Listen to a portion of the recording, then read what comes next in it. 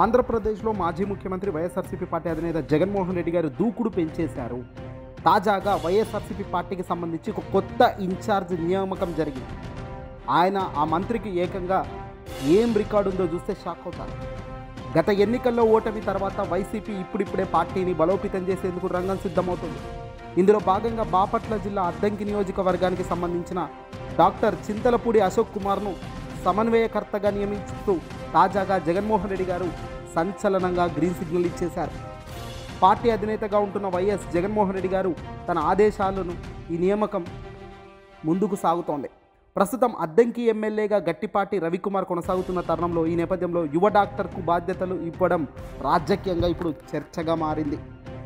జగన్మోహన్ రెడ్డి గారు ఎక్కడ ఎవరిని ఎప్పుడు పెట్టాలనే దానిపై కసరత్తులు చేస్తున్నారు. అలాగే చేంజెస్ చేస్తూ ముందుకెళ్తున్నారు. గతంలో జరిగిన ఓటమి లెక్కలను బేరేజు వేసుకుంటూనే ప్రభుత్వం చేస్తున్న తప్పులను మీడియా ముందు ఎండగడుతూ పోస్తున్నారు ఆయన. ఇక ప్రజల్లోకి అతి తొందరలోనే రాబోతున్నట్టుగా సమాచారం అందుతుంది.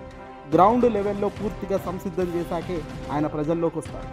ఇక్కడ ఇన్ఛార్జీలు నియామకాలు అన్నీ కూడా పూర్తి చేస్తున్నారు. పార్టీకి గతంలో 11 సీట్లకే పరిమితమైంది. ఎన్నికల ఫలితాల తర్వాత వైసీపీ నుంచి నేతలు ఒక్కొక్కరిగా కూడా బయటకెళ్ళిపోయారు. అధికారం ఉన్నప్పుడు ఉండేవాళ్ళు అధికారం వెళ్ళాక నిజంగా గుడ్ బై చెప్తూ వెళ్ళేవాళ్ళు రాజకీయంగా అర్హులా అంటే ప్రజలు ఆలోచించారు. మాజీ మంత్రులు, మాజీ ఎమ్మెల్యేలు, సీనియర్ నేతలు కూటమి పార్టీలో చేరిపోయారు. కొందరు మాత్రం రాజకీయాలకు దూరంగా ఉంటూ వస్తున్నారు. ఆ పార్టీకి చెందిన ఎంపీలు కూడా రాజీనామా చేసిన సంగతి మనందరికీ తెలిసింది. అయితే కష్టకాలంలో జగన్ తానే ఒక పిల్లర్గా ఎదుగుతూ తానే ఒక బలమైన రాజకీయ నాయకుడిగా తన పార్టీని ముందుకు నడిపించే శక్తిగా తానొక్కడే ఈరోజు సింగిల్గా నిలబడుతూ మళ్ళీ అందరినీ కూడా ఎంకరేజ్ చేస్తూ ఒక ఉత్సాహాన్ని నింపుతూ అయితే రాజకీయాన్ని ముందుకు తీసుకెళ్తున్నారు. ఇక ఇటీవల రాష్ట్ర వ్యాప్తంగా కొత్త కమిటీలను కూడా జగన్ నిర్ణయించారు. అవసరమైన మార్పులు చేర్పులు కసరత్తులలో ఎక్కడ కాంప్రమైజ్ కాకుండా అడుగులు ముందుకేస్తున్నారు. నియోజకవర్గాలకు కొత్త ఇన్ఛార్జీలను నియమిస్తూ జగన్మోహన్ రెడ్డి గారు గ్రీన్ సిగ్నల్ ఇస్తున్నారు. అయితే తాజాగానైతే వైఎస్ఆర్సీపీ సమన్వయకర్తగా నియమిస్తూ మంత్రి ప్రాతినిధ్యం వహిస్తున్న నియోజకవర్గ బాధ్యతలను ఏకంగా యువ డాక్టర్కు అప్పగించడం ఇప్పుడు చర్చగా మారింది. బాపట్ల జిల్లా అద్దంకి నియోజకవర్గ వైసీపీ సమన్వయకర్తగా డాక్టర్ చింతలపూడి అశోక్ కుమార్ను నియమించారు.